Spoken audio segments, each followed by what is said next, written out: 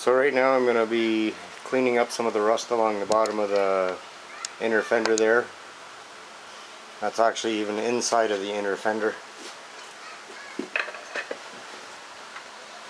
And what I've got here is just a wire brush on my drill, and I'm going to clean that up.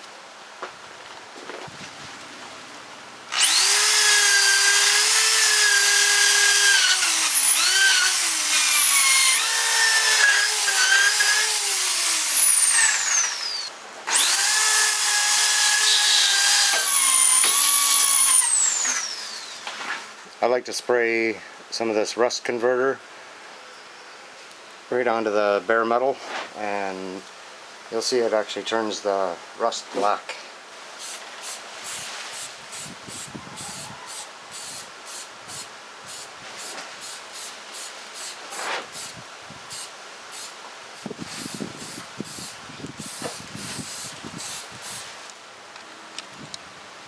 Turned it pretty black, and now it's got to dry for at least 24 hours. Now this side here is in rougher shape than the other side. I'm not sure if I'm going to have to patch this side with some metal or not. I'm going to clean her up and see what happens.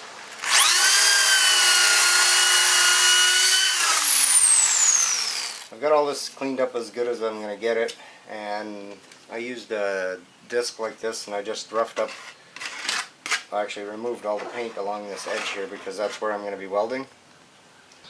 So this is the bottom of the fender well here, and you can see a hole starting right through here, and that goes right through into the floor on the inside and down up underneath here. I don't know if you can see it there too well, but that also goes up into the floor. So I'll patch that up now from this side.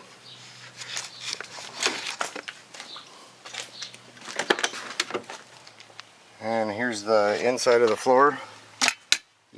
Where the light shines through there, you can see where the holes are. Right there. And with it sitting for a while, it somehow has a wet floor in it, maybe a windshield leak or something, but the insulation there is all soaked, and I'm just going to leave it like that, propped up with a stick, so that when I start welding on the other side there, I'm not going to melt anything. There's this piece right here, and of course the insulation, get all that out of the way, and that way you're not going to burn holes into anything. So I measured that part where I cleaned the rust and the paint off there, and it turns out that if I use the top of this fender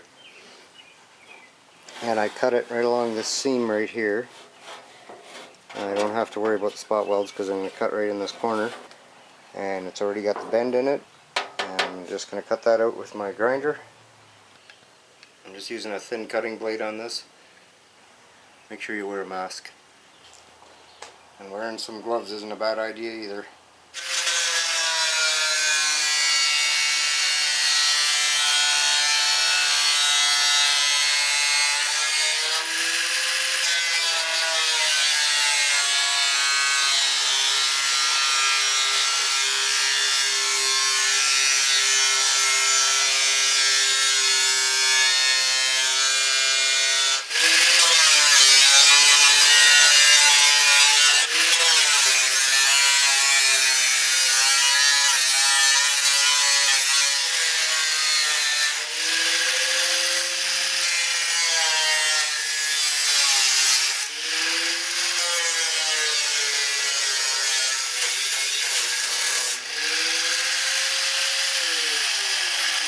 And now following that inside groove, that should be easy.